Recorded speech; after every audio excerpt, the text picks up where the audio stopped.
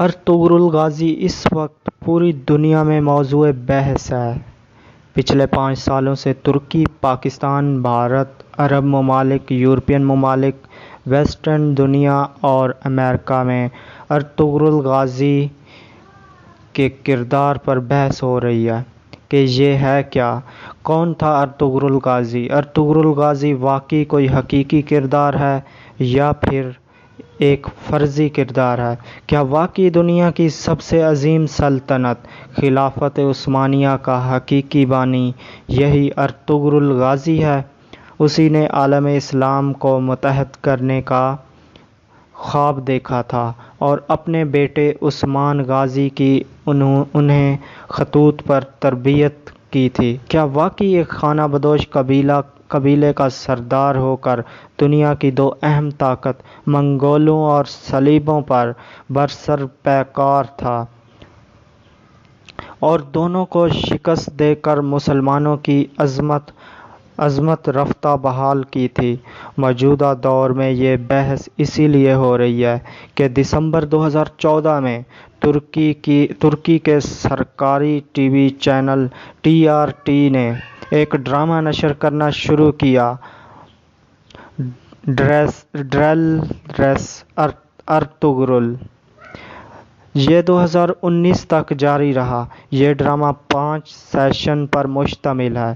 اس میں کل 150 ایپیسوڈ ہیں اور ہر ایک ایپیسوڈ کا ڈیوریشن تقریباً 2 گھنٹے کا ہے۔ اب تک 160 ممالک میں اسے دیکھا جا چکا ہے۔ 90 سے زیادہ زبانوں میں اس کی باضابطہ ڈبنگ ہو چکی ہے۔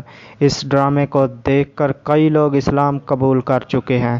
اس ڈرامہ کے رائٹر اور ڈائریکٹر محمد بوزدیگ ہیں اور اس کے اصل ہیرو انجن آلتن ہیں جنہوں نے ارطغرل غازی کا کردار ادا کیا۔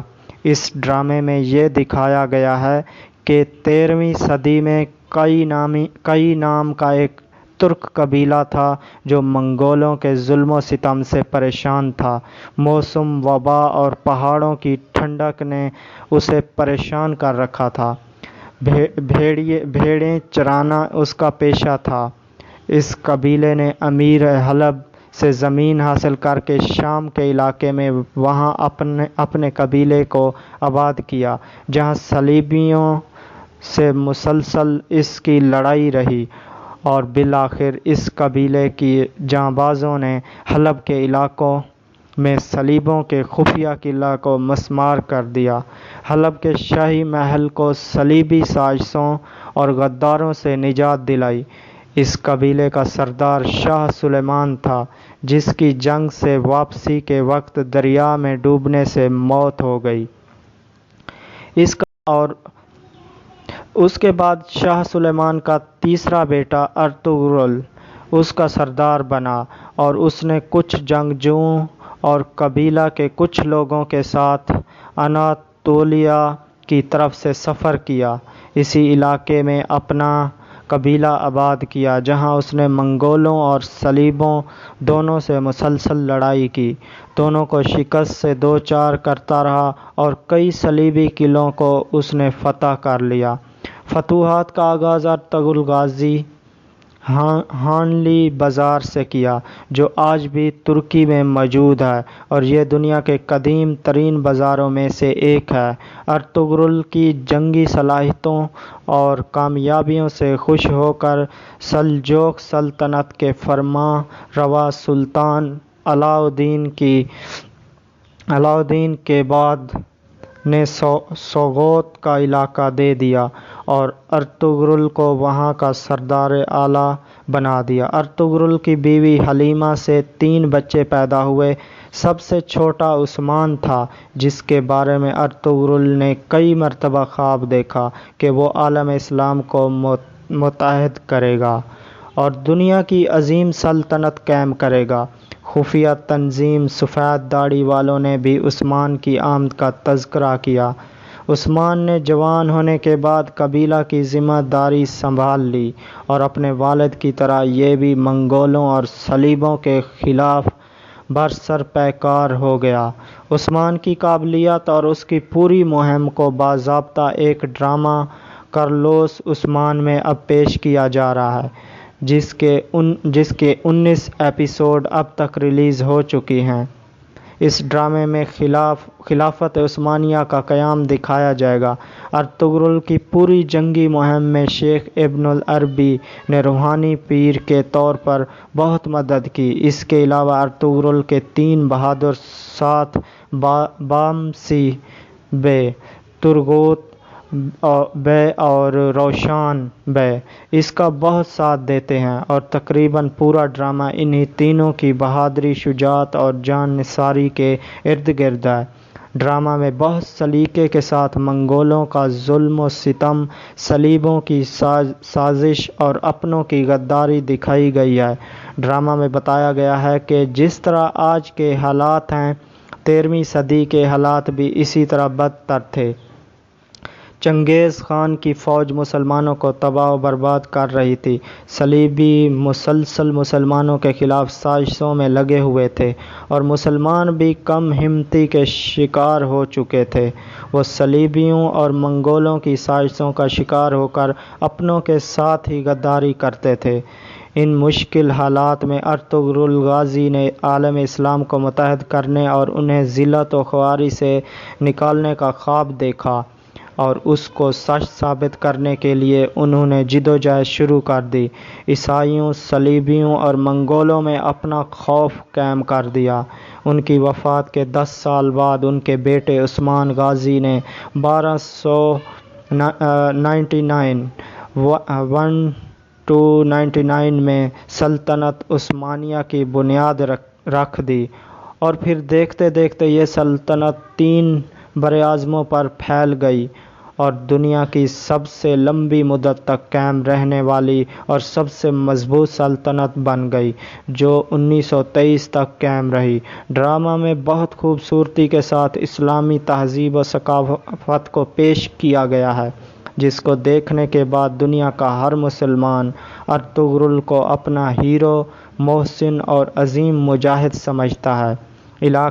علاقائیت اور نسل و نسب کی بنیاد پر ذرہ برابر بھی تعصب کا خیال نہیں آتا ہے۔ عرب و عجم، قبیلہ اور علاقائیت کے بنیاد پر پایا جانے والا آپسی تعصب کو یہ ڈرامہ مٹا دیتا ہے۔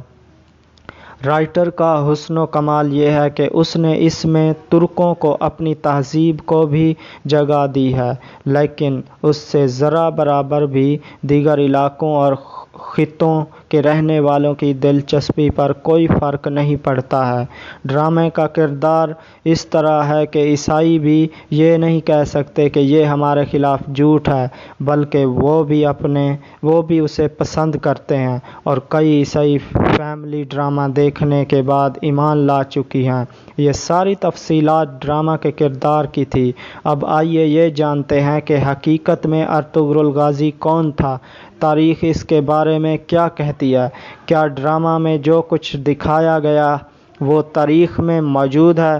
حال ہی میں BBC نے ایک مضمون لکھ کر یہ تاثر دینے کی کوشش کی تھی کہ ارطغرل ڈرامہ میں جو دکھایا گیا ہے وہ خلاف حقیقت اور تاریخ کے برعکس ہے۔ کئی یورپین اور امریکی دانشوروں نے بھی اس ڈرامہ پر سوال اٹھایا ہے اور کہا ہے کہ ارطغرل ایک گمنام ہے جسے ترکی کے صدر رجب طیب اردگان نے زبردستی ہیرو بنا کر پیش کر دیا ہے۔ آئیے جانتے ہیں سچائی کیا ہے۔ ارطغرل کے حوالے سے تاریخ میں زیادہ تذکرہ نہیں ہے، تاہم جو تذکرہ ہے اس سے ڈرامہ کے اکثر کردار میں یکسانیت پائی جاتی ہے۔ تاریخ پڑھنے اور ڈرامہ دیکھنے کے بعد آپ یقینی طور پر یہی کہیں گے کہ ڈرامہ میں جو کچھ دکھایا گیا ہے وہ حقیقت پر مبنی ہے، اور اس وقت یہی حالات تھے جیسا ڈرامہ میں بتایا گیا ہے۔ ارطغرل ترک زبان کا لفظ ہے۔ یہ 2 لفظوں ار اور طغرل سے مل کر بنا ہے۔ ار کے معنی آدمی، سپاہی یا ہیرو کے ہیں، جبکہ تغرل کے معنی عقاب، پرندے کے آتے ہیں۔ اسی کو شاہین بھی کہہ سکتے ہیں۔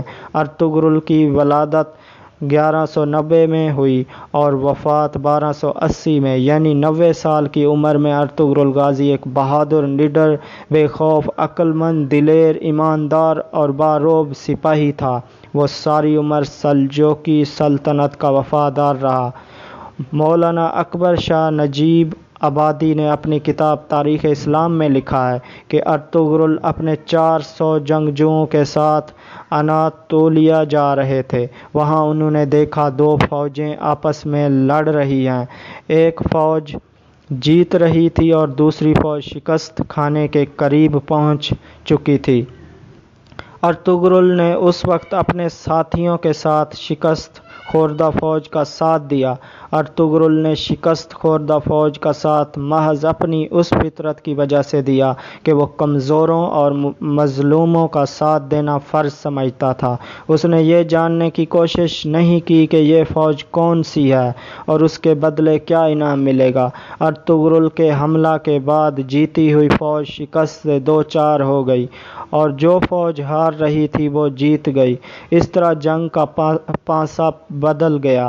ارطغرل نے جس فوج کا ساتھ دیا تھا وہ سلجوق سلطنت کی فوج تھی اور سامنے منگولوں کی فوج تھی۔ بعض مورخین نے صلیبی فوج لکھا ہے۔ بہرحال سلجوق سلطان علاء الدین نے ارطغرل کی اس بہادری سے خوش ہو کر انہیں سوغوت کا علاقہ جاگیر کے طور پر دے دیا اور اپنا سردار اعلیٰ منتخب کیا۔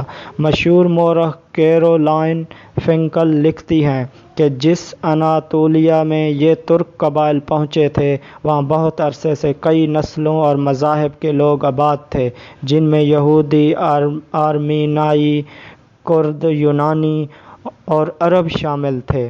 اس علاقے کے مغرب میں ماضی کے مقابلے میں بہت کمزور بازنطینی سلطنت تھی، جس کا اختیار اچھے دنوں میں اناطولیہ سے ہوتا ہوا شام تک تھا، اور مشرق میں سلجوق جو اپنے آپ کو رومی سلجوق کہتے تھے۔ 13ویں صدی کے وسط میں منگولوں کے ہاتھوں شکست نے سلجوقوں کو کمزور کر دیا اور وہ منگولوں کو نذرانے دینے پر مجبور ہو گئے تھے۔ ماضی کے 2 طاقتور حکومتوں کا اختیار ان کے سرحدوں کے درمیان واقع غیر یقینی صورتحال کے اس علاقہ میں نہ ہونے کے برابر تھا، لیکن یہ صرف جنگجوؤں کی آماج گاہ نہیں تھا۔ مہم جوئی کرنے والے کے علاوہ یہاں وہ لوگ بھی تھے جن کے پاس جانے کے لیے کوئی اور جگہ نہیں تھی۔ معتبر تاریخی حوالوں سے یہ بھی معلوم ہوتا ہے کہ ارطغرل کا تعلق ترک قبائل کی شاخ کائی قبیلے سے تھا اور ان کا خاندان بیگ سردار کہلاتا تھا۔ یہ قبیلہ عقیدتاً اہل سنت والجماعت سے منسلک اور مسلکاً حنفی تھا۔ تاریخ کی کتابوں میں ارطغرل کی زندگی کے احوال اور ان کی سرگرمیوں سے متعلق زیادہ معلومات نہیں ملتی، البتہ ان کے بیٹے عثمان اول کے ڈھالے ہوئے سکوں سے تاریخی طور پر ان کے وجود کی تصدیق ہوتی ہے۔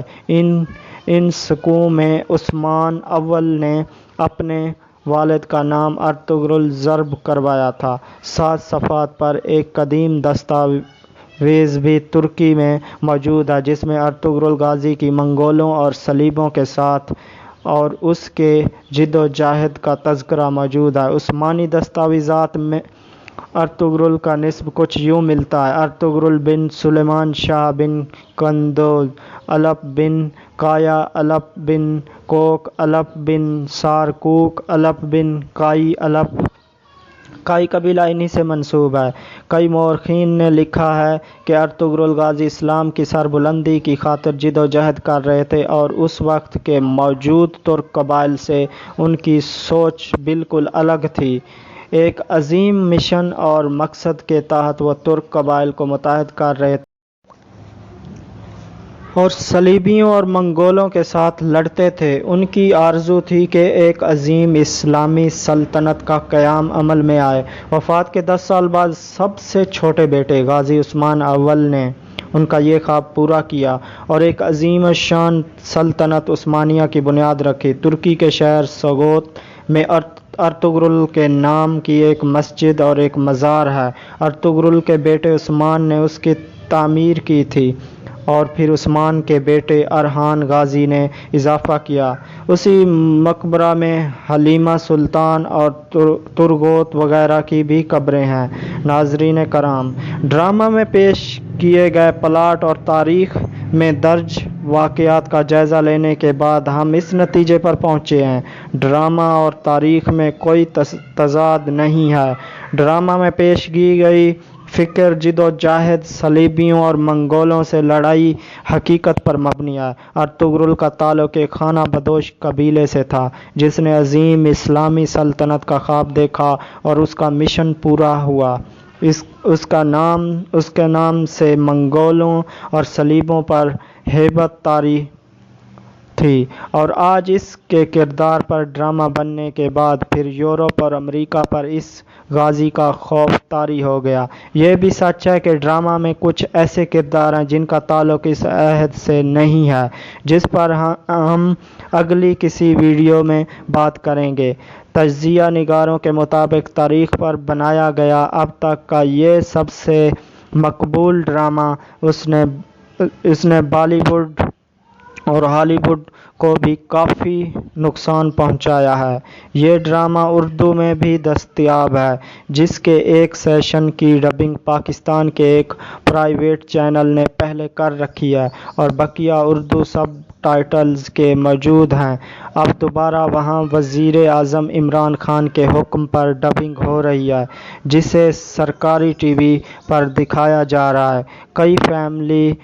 کئی فیملی نام کی ایک ویب سائٹ نے پورے ڈرامے کو انگریزی سب ٹائٹل میں پیش کیا۔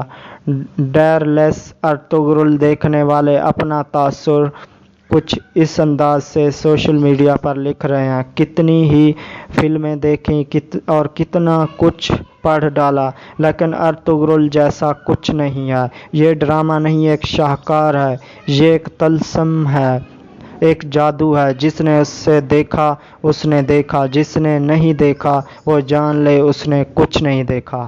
دوستو، آج کی ویڈیو یہیں تک تھی۔ اگر آپ کو ویڈیو پسند آئی ہے تو لائک کر دیں ویڈیو کو، اور چینل پر نئے ہیں تو چینل کو سبسکرائب کر دیں، اور جتنا ہو سکے اس ویڈیو کو اپنے دوستوں سے شیئر کریں۔ اجازت دیجیے، اگر اس پر مزید ویڈیو بننی چاہیے تو کمنٹس باکس میں لازمی بتائیے گا۔ اجازت دیجیے، اللہ حافظ۔ پاکستان زندہ باد۔